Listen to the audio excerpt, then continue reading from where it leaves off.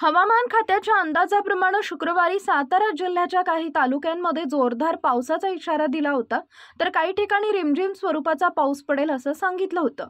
त्यानुसार मान तालुक्यातील कुळकजाई आणि श्रीपालवण भागात जोरदार पावसाच्या सरी कोसळलेल्या पाहायला मिळाल्या।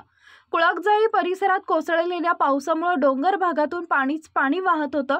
कळसकरवाडी येथील घाटातून येणाऱ्या रस्त्यावरून पाण्याचा मोठा प्रवाह वाहत होता, त्यामुळे रस्त्याच्या साईड पट्ट्या आणि खडी निघून रस्ता खचून चाललेला होता।